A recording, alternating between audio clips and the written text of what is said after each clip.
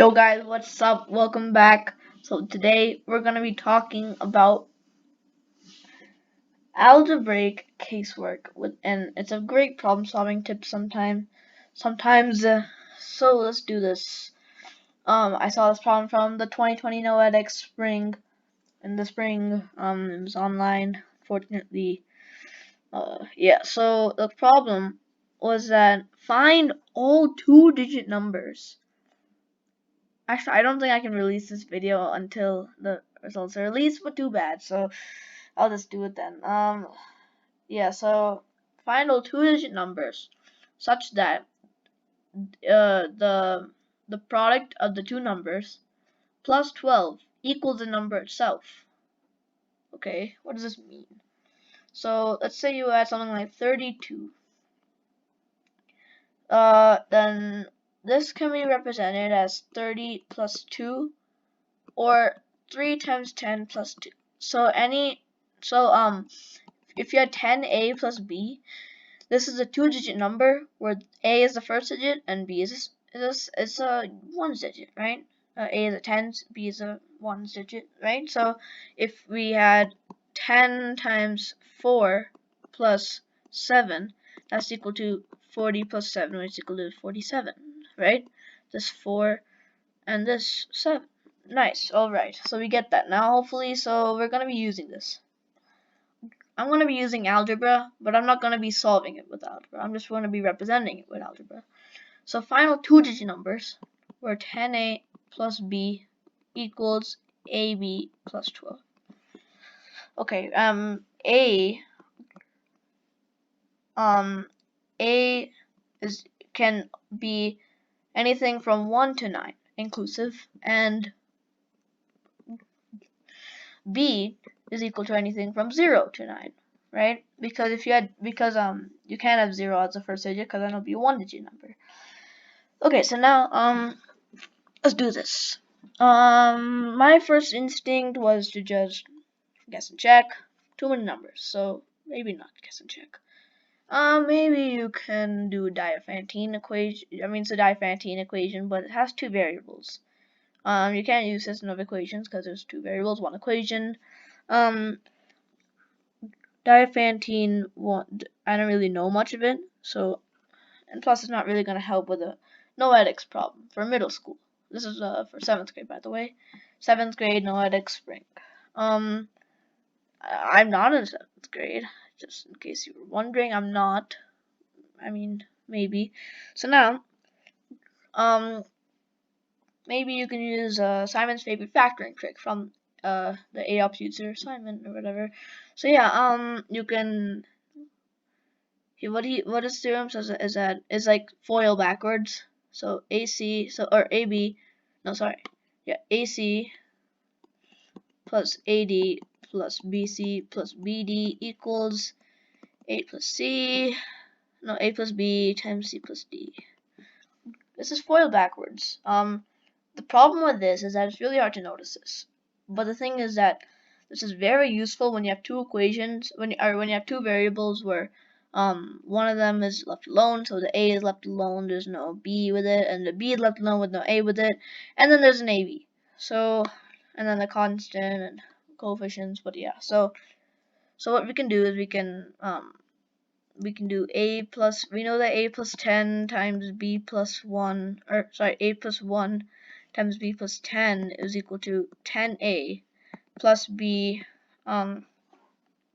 plus 10 plus AB, right? So we have the AB and all, but the thing is that AB is on this side rather than the other side. So if you want to get it, so in this equation, if you wanted to get it to the other side, we'd have to subtract AB, and then we wouldn't get that. So then if you were to make them both negative, then we get a negative 10A, and so many signs and stuff are not, like, whatever. Yeah, so plus or minuses, and I don't like dealing with those, so I'm not gonna. Now, so what I did was I started testing numbers. I tried putting numbers in the 20s, and I did 21. Does that work? 20 doesn't work. 21. So and then I started just the more I did it, the faster I got at doing this thing. So 21. Okay, 2 plus 12 is 14. No. What about 24? That's 20. No. What about 26? 24. No. I kept trying and then I didn't really get anywhere. So yeah, then I tried with 30s, and then what I noticed, which my friend did actually, was that you can say that you can go on by using this, but it's a really hard thing to use. So if you had 20 and then 21, 22, 23, so this is a number, and then we're gonna also be recording the AB plus 12. So in this case we're gonna get 12. In this case we're gonna get 2 plus 14, 16, 18. Notice something. As this goes up by 1, this goes up by 2. Huh. That's pretty cool. But what if that, how does that work with others? How about 30? 30, 31, 32, 33. So now we're gonna get 12 again, right? And then here we're gonna get, 15. This is gonna be 18. So now this is gonna be 9 plus, that's gonna be 31. Oh, we're getting closer. Wait, right? Yeah, so 9 plus, 21. Sorry, yeah, so now it's going up by 3 every time. And now we can maybe test our hypothesis, see if it's true, or prove it, and check it, yeah. So now we notice that this is always the case. When A is 3, when A is, so like when A is something, when this goes up by 1, when 10A plus B goes up by 1, then AB plus 12 goes up by A, right? Like when it was 20, went up by 2, when it was 30, goes up by 3, so on. So when A is, so AB plus 12 is always going up by A, as 10A plus B goes up by 1. Okay, so now you can use that. What my friend did was that he said that, he said that, you try all the ones that end at 9, 19, 29, 39, 49, so on. So now if you try those, then what you're gonna get,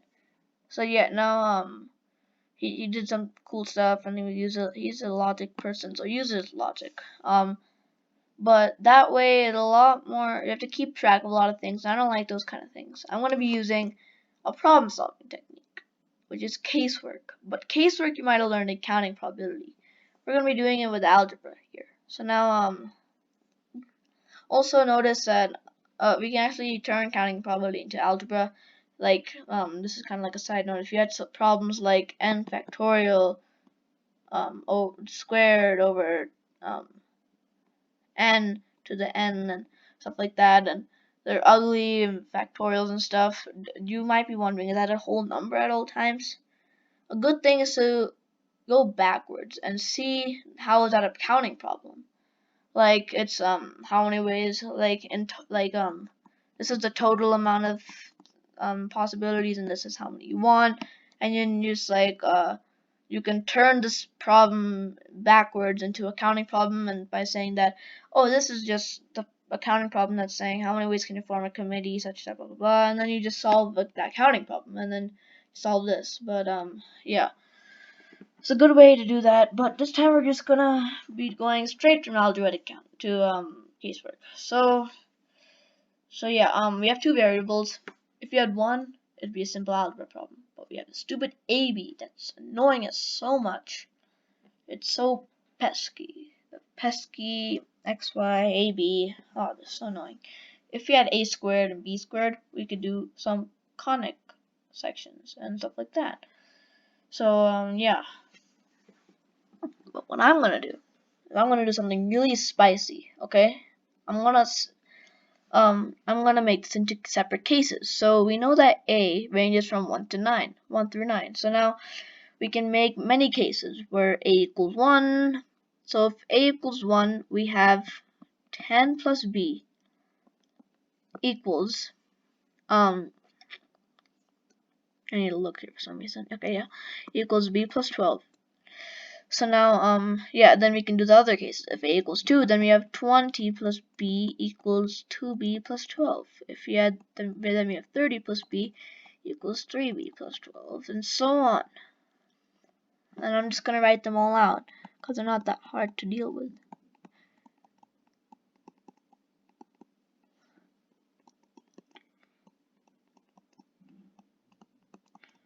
Alright, so now, these are all equal, oops, yeah.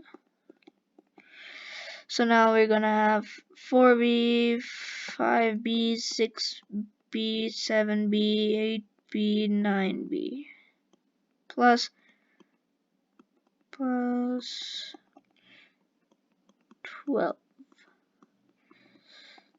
Okay, so now I know it's really sloppy, but we don't need it to be that nice. So now what we do is we solve each and every one of them. So yeah, in this case we have 10 equals 12 if we solve in the first one, so that's not possible. In the second one, we get B equals 8. So notice that in this one, A equals 2. So if A equals 2 and B equals 8, that two-digit number is 28. We test it. 2 times 8 is 16, plus 12 is 28. Nice. So now in this third one, we solve it. We get 2B equals 18, so B equals 9. So if in this one A equals 3 and B equals 9, so we have 39. So now we can keep going. In this next one, we have 3B equals 28 and so on. But what you might notice is that when we solve the first one, we had 10 equals 12. Second one we had so we had B equals 8. In this next one we had 2B equals 18. Then we had 3B equals 28. I think and then you have 4B equals 38, right? Then you have 5B equals 48. So yeah, now you're always so whatever A is, you go down by 1, and that's the coefficient of B, and that's equal to 10 times A minus 2 plus B, or plus 8. So now in this next one we have 6B equals 58, 7B equals 68, and then 8B equals 78. So now we can solve them all. Notice how we did these, right? So now this one, impossible, impossible, not possible, not possible, not possible. How did I do that so fast? Well, if you look at them really fast, we know that 40 is a multiple of 4. So 38 will not be, because 40 is, so then 40 minus 4 is 36. So 38 is between them, so not possible. 5B must end in 5 or 0, so 48 won't work. You can also notice that 50 works, and 50 minus 5 is 45. And then we have 58. Notice 60 works. 60 minus 6 is 54. Doesn't work. So now we have 7B equals 68. 70 works. 70 minus 7 is so 70 minus 7 is 63. 63 between and that's too little. Doesn't work. Same with 8B. With the last one, 80 works. So 80 minus 8 is 72. 72 will not work. So 78 will not work. So all of these are eliminated. And so what we get is just, so if all of these are eliminated, then all we have is this. And we were asking for the sum of all two-digit numbers. So 28 plus 39 is 67. So yeah. Thank you for watching. This was a problem-solving tactic with casework. Casework is sometimes really tedious, but do not be afraid to use it. So yeah. And it's all always used in counting. If you guys enjoyed this video. So yeah, I'll see you guys next time. This might not be uploaded at the time I'm making this because, Noetics is still there. So this will probably be uploaded after Noetics. But thanks for watching. I'll see you guys in the next one. Goodbye.